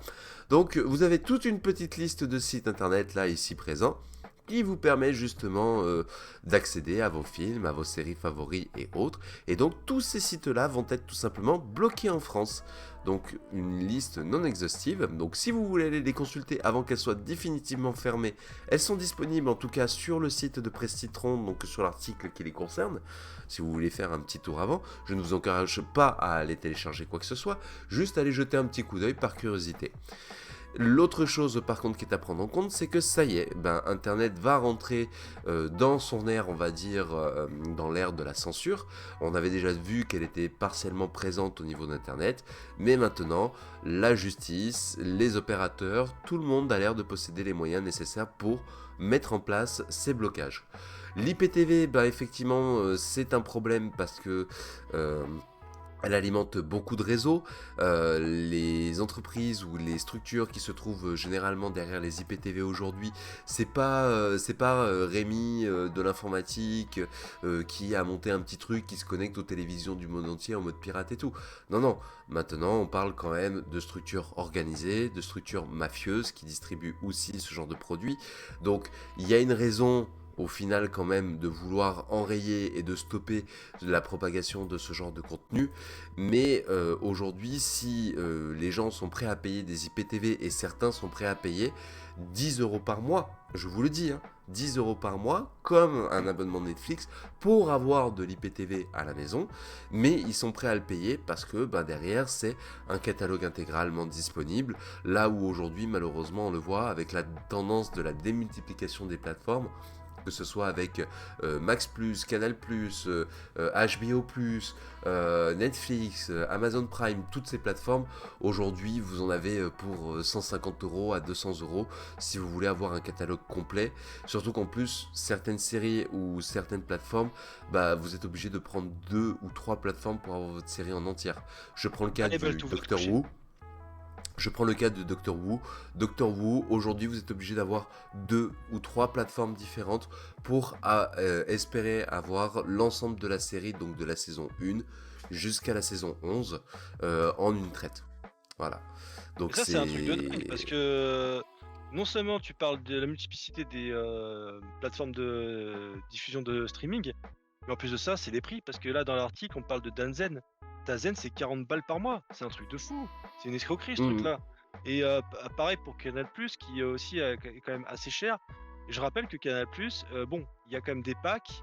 Mais là, par exemple, le pack avec Disney+, il y aura plus Disney+, sur Canal. Donc, par exemple, ça aussi, ça va. Il y a une montée des prix qui continue aussi sur les autres plateformes. Donc, je comprends qu'en fait, l'offre est de plus en plus alléchante. C'est-à-dire que tu payes 10 balles par mois, tu vas à un IPTV, et puis après, tu as tout, tu es tranquille, tu as aussi le confort de la consultation. Donc, il faudrait peut-être qu'au niveau commercial, ça se remette en question de l'autre côté. Et j'ai une question donc par rapport à ces sites qui vont disparaître. Est-ce que on n'est pas là à avoir affaire à une sorte de cerbère à 3 têtes? C'est-à-dire que tu coupes des têtes et tu en as 3 autres qui repoussent derrière, par exemple, Alors, bref, ouais. c'est clairement ce qui va se passer parce que là, ce qui vont être bloqués, faut pas être leurré. Ça veut pas dire que ces sites internet vont fermer. Ces sites internet vont toujours persister. Mais de l'autre côté, on va dire que ce sera plus trop la responsabilité de la France de s'en occuper. Et les moyens pour pouvoir y accéder, ça va, à l'heure d'aujourd'hui, ça va être de passer par exemple par des VPN, puisque on a eu une campagne publicitaire avec du NordVPN, du GhostVPN et tutti quanti tellement importante sur ces dernières années que aujourd'hui on a quasiment une personne sur 5 naviguant sur internet régulièrement, étant un habitué des réseaux, qui possède ou aurait possédé un NordVPN. Donc c'est vraiment pour dire à quel point ça a impacté les gens. Et on pourra très clairement avec du VPN pouvoir contourner ce genre de solution aujourd'hui. Enfin, du moins jusqu'à ce que la justice demande potentiellement à NordVPN de mettre en place des solutions. Il y aura effectivement des noms de domaine peut-être qui circuleront peut-être sur des Discord ou sur des Telegram, mais qui seront des détournements de noms pour pouvoir accéder. Je pense notamment à YGG Torrent qui pendant longtemps changeait leur .com en .u, en .fr, en .lo, en .ia, en point... Voilà, parce que ça aussi, ça peut être changé. Donc c'est-à-dire que ça va être maintenant, le jeu du chat et de la souris est ouverte officiellement. Et on va voir, ça va se faire jusqu'à ce que ça s'épuise. Mais tu sais Et là, mais tu sais ce qui a détruit le piratage à l'époque? C'était bah l'attractivité c'est des prix. Quand Netflix est exactement. arrivé, c'était à 7 € par mois et forcément ça détruit. Donc là, bah, là, c'est Mm, l'effet inverse. C'est-à-dire que vu que maintenant ça augmente, en prix, en proposition, on revient au piratage. Donc ce qui arrêtera le piratage, c'est pas la suppression des adresses, ça sera de nouveau de proposer une offre commerciale, abordable. Soit en c'est ça. compilant les plateformes qui vont peut-être se fusionner avec des prix plus attractifs, parce qu'ils pourront amortir plus facilement les coûts, soit avec d'autres modes de consommation qui pourront être proposés. Donc on ne sait pas de quoi sera fait, l'avenir, mais je te laisse conclure, Chêne, sur l'article. Pour conclure sur le sujet et ce que je voulais dire par rapport à ça, je vous donne un exemple typique de choses qui fonctionnent. Je suis persuadé que même si demain Netflix par exemple se mettait à payer 40 €, faire un abonnement à 40 € par mois, mais qu'il était capable de proposer un catalogue mondial sur l'ensemble des films, je suis sûr que les gens le paieraient. Très clairement, soyons honnêtes, hein. Les gens le paieraient. Et j'en veux pour preuve les plateformes de streaming musical. Aujourd'hui, quand vous vous abonnez à un Deezer, quand vous vous abonnez à un Spotify, quand vous vous abonnez à un Tidal, etc., vous avez le 90-95% du catalogue mondial à disponible. Le reste du catalogue, ça va vraiment être des artistes qui vont être peut-être très localisés et sur lesquels il n'y aura peut-être pas d'accord avec certaines plateformes. Mais sinon, on les trouve quasiment tous. Et aujourd'hui, les gens sont prêts à payer 25 € par mois en famille pour pouvoir avoir de la bonne qualité audio et avoir leur catalogue musical en entier. Et aujourd'hui, on est prêt à changer de plateforme de streaming où on regarde ses films et ses séries, à les couper, à les reprendre et tout. Par contre, les gens ne coupent pas leurs abonnements Deezer, ne coupent pas leur abonnement Spotify. Et je pense qu'il y a deux effets à ça. Déjà, c'est que je pense à titre personnel que les gens consomment par exemple beaucoup plus de musique de manière générale, donc ça justifie peut-être le côté un petit peu plus cher du produit parce qu'il est beaucoup plus sollicité. Mais de l'autre côté, on a aussi cet aspect justement où, comme on a 95% du catalogue mondial, et ben pourquoi aller s'emmerder à aller sur des plateformes pirates, aller sur des plateformes détournées, si légalement je peux avoir tout mon contenu avec la qualité que je souhaite et pouvoir l'écouter même en mode hors ligne. Là où par En contre aujourd'hui, plus, c'est très limité. en plus des musiques, je rajouterais quand même que les podcasts, ça marche de plus en plus, hein, sur ces plateformes, d'écoute, hein. Je sais Exactement. pas, vous dans le chat, si vous consommez que de la musique ou si vous consommez aussi des podcasts en plus, pour ceux qui ont, Deezer, Spotify ou, d'autres plateformes. Toi, par exemple, Chêne, tu es, consommateur, donc tu disais enfin, tu es plus musique, Mus- podcast, un Alors, peu des 2? je suis musique à quasiment 90%. Ouais. Les podcasts, je vais en écouter quelques-uns, mais ça va vraiment être du rapide. Ça va être Hugo Décrypte par exemple, que j'aime beaucoup, hein, qui d'un point de vue du travail qu'il effectue avec son équipe, je trouve génial. Il y a Légende que tu peux écouter également sur toutes les plateformes de streaming. Il y a La Vieille Garde que je vous recommande si vous ne connaissez pas. La Vieille Garde qui Ah, pour l'instant n'a fait que 5 épisodes. attends, je reviens. Vas-y. La Vieille Garde, hein, du coup, si vous ne connaissez pas, qui est disponible sur Spotify également, que je vais regarder, que j'aurai tendance à regarder. Donc vraiment, on va dire les podcasts, je suis pas encore un habitué, mais je pense que je suis un consommateur à en devenir. Et l'autre chose que je peux faire en parallèle, c'est ceux des livres audio également. Parce que en dehors des podcasts, Spotify par exemple a annoncé vouloir diversifier son catalogue en apportant du contenu de livres audio, permettant l'écoute de certains livres, enfin d'un certain nombre d'épisodes, et au-delà de pourquoi pas payer en fait pour avoir plus. Donc comme quoi il y a encore des petites différences sur certains marchés, mais très clairement aujourd'hui, voilà, Spotify, je paye 20 balles par mois parce que je paye le pack family. Euh, Très clairement, je n'arrêterai pas l'abonnement. Et ça même déjà arrivé pour des besoins et des raisons, de prendre un Apple Music en plus à côté, ou de prendre un Tidal de l'autre. Donc, comme quoi, ça m'a même pas empêché déjà de payer une plateforme, d'en payer une deuxième. Alors que par contre, les Netflix, les Disney, les Amazon Prime et tout, j'en paye qu'un seul à la fois, voire même il y a des périodes où j'en paye pas du tout. Là, j'ai repris Netflix parce que Arcane est sorti.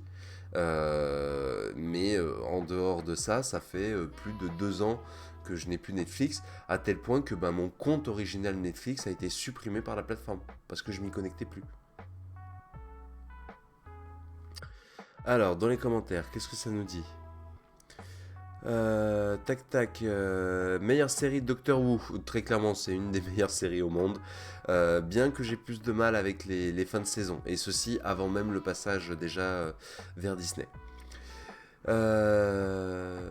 Une hydre, appellation de Netflix à 5 balles, avait largement freiné le piratage. Il n'avait pas fait que de le freiner, c'est que carrément il y avait des plateformes qui étaient en train de se dire, bon les gars, est-ce que ça vaut encore le coup de le faire? 10 heures et musique perso. C'est ça. Pour moi, il n'y a que la musique hein, qui aujourd'hui n'a pas d'intérêt à prendre. Non, je consomme des podcasts et des livres audio sur les plateformes comme Spotify, autant que des musiques. Sur Spotify, vous avez des livres audio comme Sherlock Holmes. Tout à fait. Non, non, mais c'est pour ça, c'est... Alors moi, les livres audio, je les consomme sur Apple Music. Mais j'achète par contre le contenu. J'achète le contenu dessus. Le seul podcast que j'ai suivi, c'était en lisant les transcriptions. The Magnus Archive, podcast d'horreur très sympa. Ouais, j'en ai entendu parler, on m'en a déjà recommandé. Je sais pas d'ailleurs si c'est toi qui en avais déjà parlé une fois ou pas, H. Sinon, ouais, on m'en a déjà parlé et on m'en l'a pas mal recommandé. Me revoilà. Hop, j'ai aussi Audiolib. Alors Audiolib, je l'ai pris au début, je l'ai essayé hein, comme plateforme pour la lecture des livres, et en fin de compte, j'ai pas trouvé ce qui me plaisait. Ça m'a énervé. J'ai pas trouvé ce qui me plaisait. Avec l'abonnement non plus. Donc du coup aujourd'hui, si je suis sur des livres audio, en fait, je regarde sur le catalogue d'Apple Music directement. Sur le catalogue iTunes. Ouais, je t'entends. Ok, On t'entend, David. Réception d'un colis, pardon. Yes. Je mate Arcane et je coupe Labo. C'est exactement ça. C'est Netflix, je regarde et je coupe Labo. Les livres audio, je les achète, comme je disais. Les... Ah, par contre, oui, il y a une chose que je fais, et ça, je l'ai toujours fait. C'est les films. Il y a certains films que j'ai achetés sur les plateformes Microsoft VOD? ou plateformes Apple. Ouais. Ouais. Il y en a certains, je l'ai fait. Mais pourquoi et franchement, je trouve que j'ai eu raison. Parce que, comme ça m'arrive de prendre l'avion du coup avec le travail et de me déplacer dans l'année pour le boulot. Ben, des fois, quand voilà, pour pas payer forcément un Netflix, un machin ou un truc comme ça, et ben, j'ai sur Windows Media et sur iTunes, j'ai l'achat de quelques films et quelques séries, mais que j'ai acheté il y a très très longtemps, hein. J'ai toute la collection des Matrix, j'ai la collection des Godzilla, de Pacific Rim, j'ai Foundation par exemple que j'ai pris en série aussi. Donc il y en a quelques-unes que j'ai gardées. Et ces plateformes, bah, en fait, pourquoi je les ai pris sur Microsoft et sur Apple, ben, pour la simple et bonne raison, c'est que je pars du principe que le jour où ils fermeront leurs services, c'est qu'ils auront fermé leur système d'exploitation. Voilà. Donc pour moi, je pense qu'on parlait de dématérialisation tout à l'heure, ou même des Ubisoft, des EA Games et compagnie. Aujourd'hui, ne peut même plus vous promettre que votre contenu sera disponible d'ici quelques années.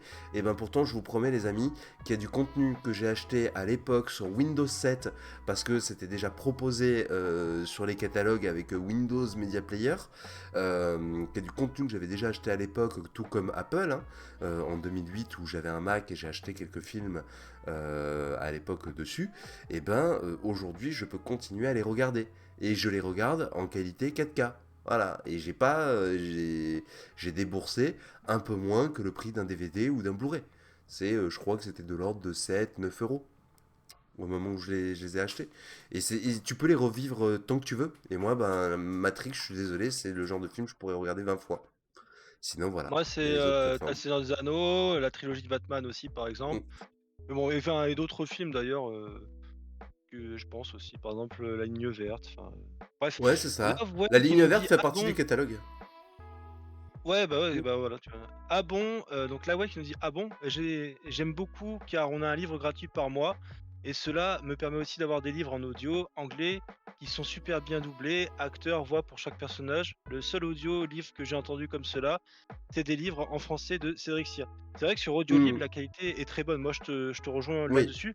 Mais le truc, c'est que l'Alwen, toi, tu as ton profil et Chaîne, il a le sien et je pense que chacun peut s'y retrouver en fonction donc des plateformes qu'elle propose, hein. C'est ça aussi qui va Mm. être intéressant, c'est la richesse, c'est la variété de la proposition. Donc, je pense pas que vous arriverez à vous mettre d'accord tous les deux là-dessus, hein.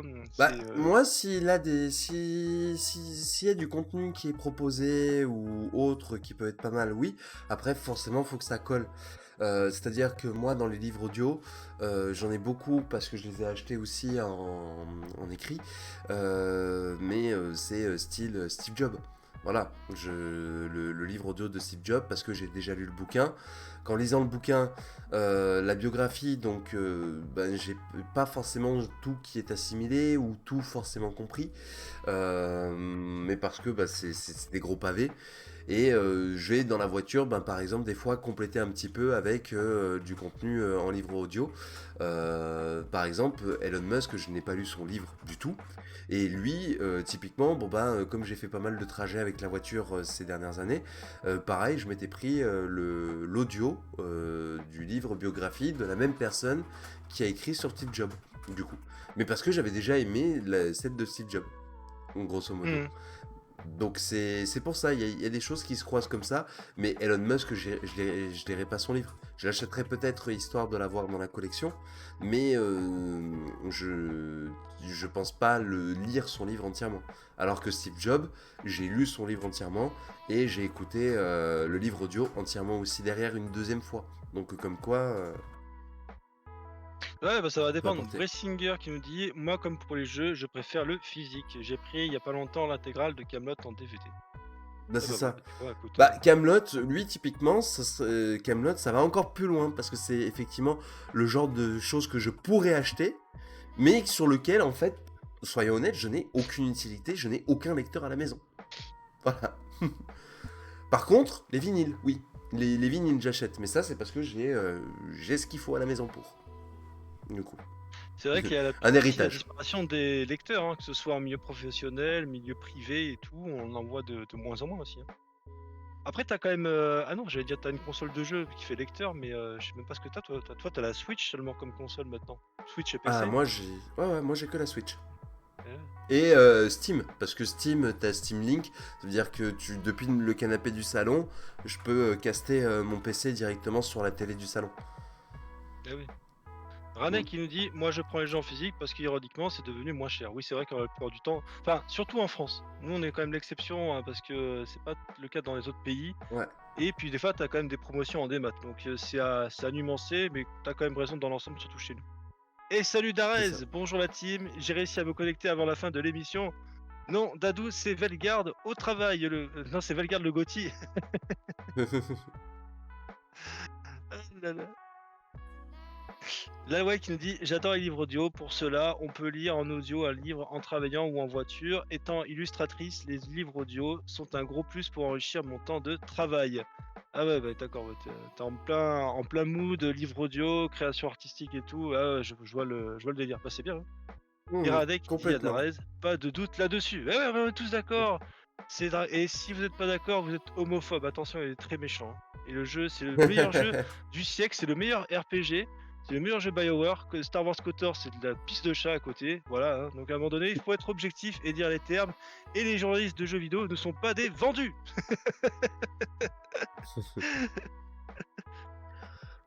Je propose qu'on avance dans le contenu des émissions pour finir les derniers sujets, histoire de pas trop faire durer longtemps. Surtout qu'il va falloir que j'aille chasser à manger tout à l'heure. Enfin, chasser. Je vais aller chez le kebabier chercher de quoi remplir la panse. Tu fais ce que tu veux, Shen, c'est ton week-end, si t'as envie d'aller chasser des gens dans la rue, voilà. Moi, Et ça me en regarde parlant pas, de franchement. chasse ou en parlant même de guerre, de manière un petit peu plus générale, donc transition hyper Incroyable. violente. Désolé pour le dérapage. Donc oui, non. Guerre en Ukraine, profitant d'un accès illimité à Internet pour la première fois, les soldats nord-coréens se gavent de pornographie au lieu de combattre. Alors, en général, on parle plutôt des armements en eux-mêmes et pas des guerres en elles-mêmes chez Ozing, parce que bah, déjà de 1, ce sont des sujets politiques qui sont extrêmement graves et on n'a pas l'expertise de chez Ozing pour pouvoir vous parler de ça. Mon côté neutre suisse veut aussi dire ben, que voilà, je n'ai pas de prise de position à avoir en public, dans tous les cas. En revanche, là-dessus, je peux me permettre une petite prise de position. C'est quand même le fait que, oui, a priori, donc, les fameux soldats nord-coréens qui ne se trouveraient pas en Russie, hein, d'après les communiqués officiels de la Corée du Nord et autres. Mais pourtant, on a bien des soldats qui sont en train de se gaver justement de pornographie en fait en Russie. En plus, je vois trop bien les mecs arriver, du coup travailler avec les militaires russes et la Russie. Je suis désolé, mais on l'a toujours un petit peu associé aussi à la liberté d'Internet, à la liberté du contenu, à la création justement de beaucoup de contenu X également. Je pense que très souvent, quand on pense pornographie sur Internet, on pense très souvent pornographie américaine ou pornographie russe ou pornographie asiatique. Et bah là, la Russie, qui est un des plus gros consommateurs de porno au monde, voilà, envoyer les Nord-Coréens là-bas, je pense que les mecs, Ils vont pas c'est- rentrer. ils rentreront plus, hein. C'est fini. Pour leur arriver découvrir un truc, un monde qui... Voilà. Donc comme quoi, peut-être que la Corée du Nord a raison de ne pas laisser ses citoyens accéder tout de suite à Internet. Mais ça démontre aussi une chose, pour moi, et je pense que c'est l'élément le plus intéressant à retenir, c'est euh, comme quoi la censure, comme quoi la privatisation, comme quoi le manque de culture autour de certaines choses, de certains accès, ben, font que les gens finissent par potentiellement tomber dans l'exact opposé par la suite lorsqu'ils le découvrent et potentiellement de devenir en fait des surconsommateurs en fait à ça.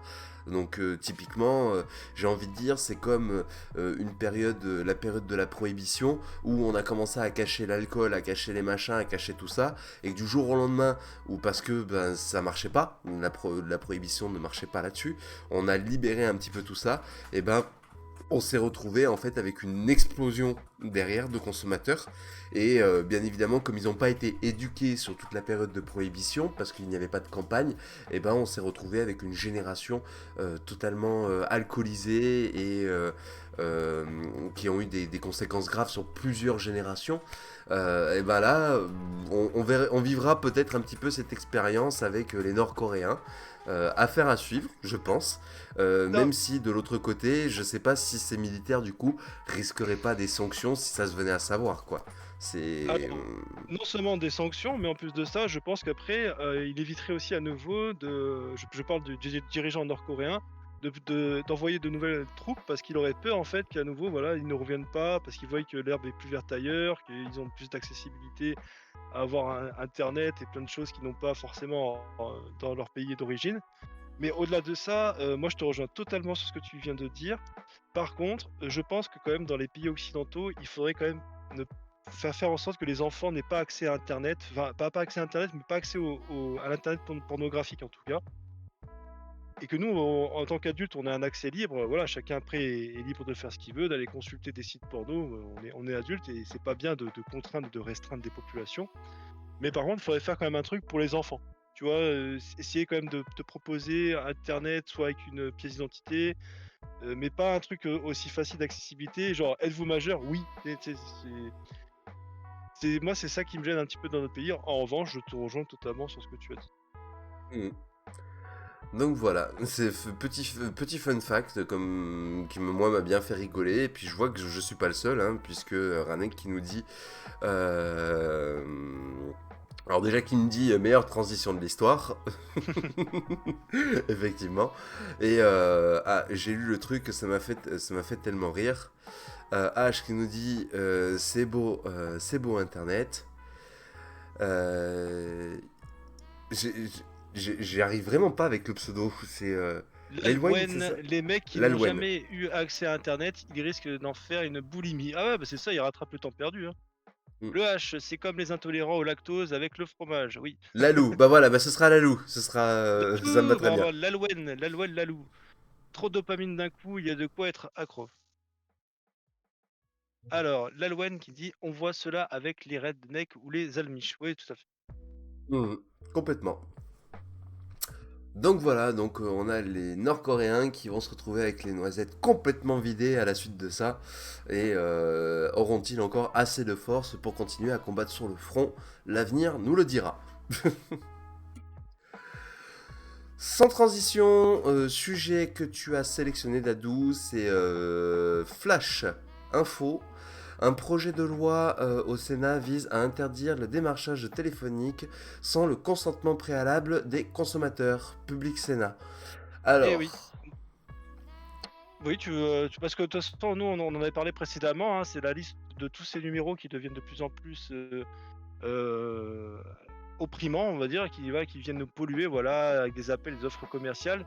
Et je vous avoue que j'ai failli m'avoir en plus, cette semaine avec, le fameux, Colissimo, puisque voilà, bah, là, le colis que j'ai reçu et juste après avoir fait ma commande de livres, genre, j'ai eu un SMS dans la foulée, le lendemain quoi, comme quoi il y avait une traçabilité. Donc ces trucs-là en plus de merde sont de plus en plus, sophistiqués.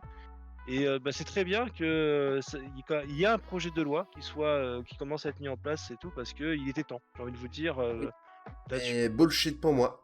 C'est du bullshit. Alors, Tout ouais. simplement parce qu'il y a déjà des lois qui sont en place par rapport à ça pour protéger les personnes qui demandent à ne pas être démarchées, qu'ils ont imposé des lois concernant les numéros avec lesquels ils ont l'obligation d'appeler, ils ne jouent pas le jeu, ils continuent à acheter des numéros grand public pour pouvoir le faire. Moi, je pense en fait que c'est un échec. C'est un échec, pas d'un point de vue de la loi, mais d'un point de vue des armes permettant justement le blocage de ces actions. Parce qu'ils te le disent très clairement qu'ils peuvent pas le faire, qu'ils peuvent pas le bloquer. Ils n'ont pas les capacités de bloquer ces numéros. Ces opérateurs changent les numéros. Toutes les semaines, ils les renouvellent, ils les refont, ils les réapportent. Et donc, c'est un échec complet. Je ne vois pas de solution à l'heure d'aujourd'hui. Il y a des éléments techniques qui font qu'il n'y a pas de solution. Et je vois pas comment ils peuvent faire. Bon, Parce que les et mecs, ils se bah mettent même à l'étranger. Ils sont en Tunisie. Ils passent par une société qui est en Belgique, qui a acheté les numéros de téléphone français depuis une boîte qui se trouve à Paris, qui souvent est une boîte postale. Et les sociétés, elles se font condamner avec des montants qui sont issus, entre guillemets, à leur budget. Sauf que le business en fait qui est derrière leur rapporte tellement plus que ils le feront pas. Et il y a un autre phénomène que l'on ignore et que l'on oublie, c'est qu'il y a certaines applications que vous installez sur Android ou des fois sur d'autres, sur Apple ou autres. Bien qu'Apple, il n'y a pas de cas avéré encore à l'heure d'aujourd'hui, mais c'est pas impossible. Il y a des applis que vous installez qui envoient des SMS à votre place. Et ces SMS sont envoyés à votre place sans que ce soit indiqué sur votre téléphone, c'est-à-dire que vous n'avez aucune trace sur votre téléphone. Et à partir de ces numéros, en fait, ils vous font de la pub. Même pire, il est possible aujourd'hui d'envoyer des messages à partir d'un numéro qui ne vous appartient pas. On en avait déjà parlé avec Ozing. N'importe qui peut envoyer un mail avec le nom de domaine qu'il souhaite, même celui du gouvernement ou de notre président. Et ben c'est exactement pareil pour un numéro de mobile. Vous pouvez recevoir un SMS de quelqu'un qui va te dire coucou comment vas-tu, coucou j'ai perdu de l'argent, coucou j'ai ci, j'ai ça, j'ai machin, mais qui vont vous envoyer un lien. Et en fait, le numéro de téléphone avec lequel ça a été envoyé, c'est pas le numéro officiel duquel ça a été envoyé. Et cette vulnérabilité qui existe dans les numéros de téléphone, elle est due à un historique des opérateurs. Et très clairement, les opérateurs l'ont dit, l'ont déjà annoncé, ils ne bougeront pas cette faille, parce que s'ils la bougent, ils ne peuvent plus se transférer les numéros de téléphone entre services, donc ça devient illégal entre eux. D'accord. Voilà, donc le serpent se mord la queue, on n'a pas de possibilité. On aura beau dire, ouais, on vous poursuit en justice, on vous machin et tout, rien n'est faisable, rien ne sera en place. Vous allez continuer à être emmerdé. Moi, la seule chose que ça me fait peur, entre guillemets, alors peur, pas peur, mais je pense qu'à terme, il y aura peut-être une disparition des numéros de téléphone, de l'utilisation du téléphone à cause de ça. Et qu'on va préférer fonctionner par des applications comme WhatsApp, Signal, Telegram, Messenger et compagnie, même d'un point de vue professionnel, avec Teams, Skype Entreprise, et que les numéros de téléphone finiront par être oubliés, un petit peu comme le fax a été oublié. Puisque le fax est une techno qui existe encore, Ou mais le Minitel aujourd'hui, aussi. le Minitel c'est fermé. Minitel c'est Ah, définitivement fermé. Il y a plus de service. Ça. Et ah, d'ailleurs, ça a fermé tard, hein, puisque je crois que les dernières actions sur le Minitel ont fermé en 2021. Donc vraiment très très tard.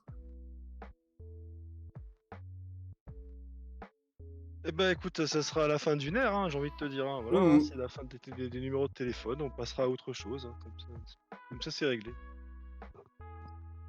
Et je vous propose, les amis, de passer au dernier sujet de l'émission au morning, puisque le dernier sujet, c'est simple.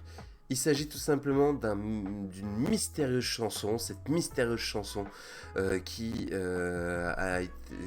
fait plus de 17 ans que les internautes recherchent une mystérieuse chanson qui avait été longtemps appelée Subway for Mind, du coup.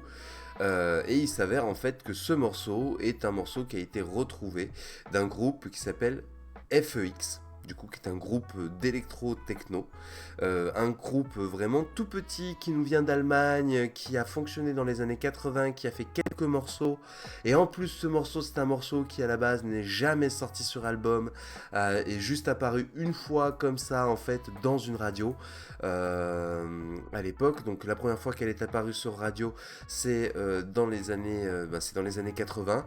Elle a été ensuite postée sur internet demandant de l'aide aux internautes il y a 17 ans pour aider à retrouver ce morceau. Ça a fait le tour de 4chan, ça a fait le tour de Reddit, ça a fait le tour de Twitter, vraiment à tel point que on se disait mais jamais on retrouvera en fait qui est à l'origine en fait de ce morceau. Et ça y est, on y est arrivé, quelqu'un a trouvé le morceau. Je vous le passe juste un court instant.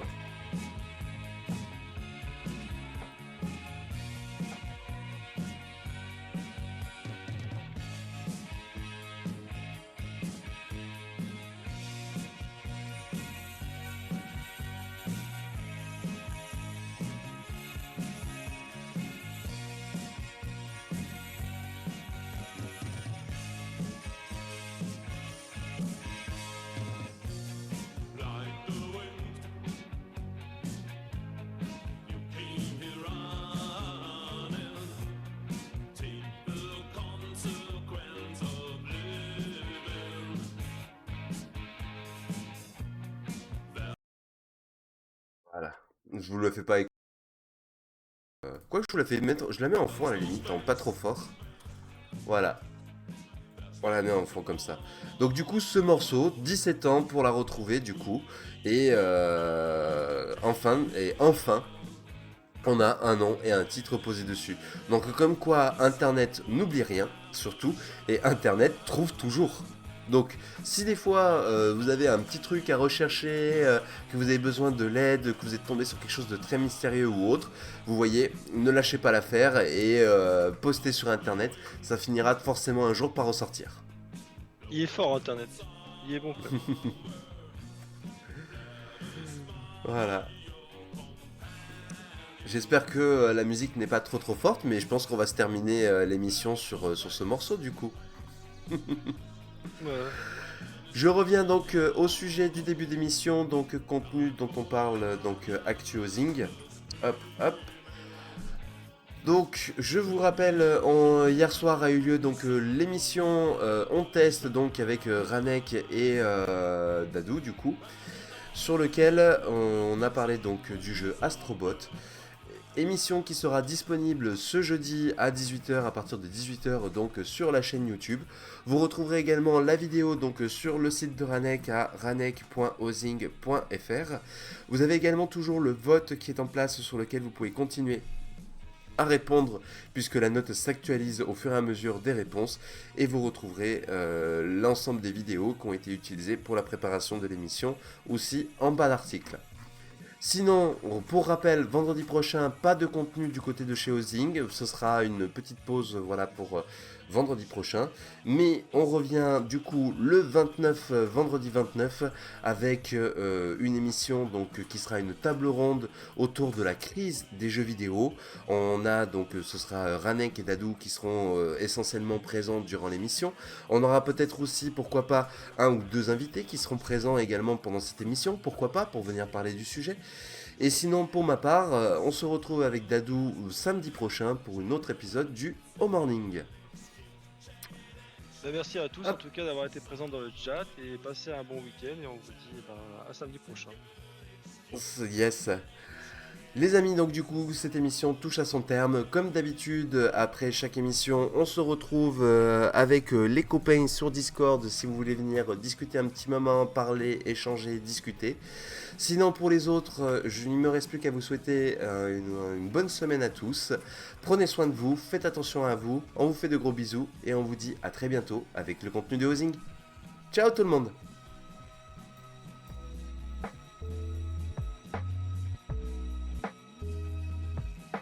Bon alors attends, je reviens.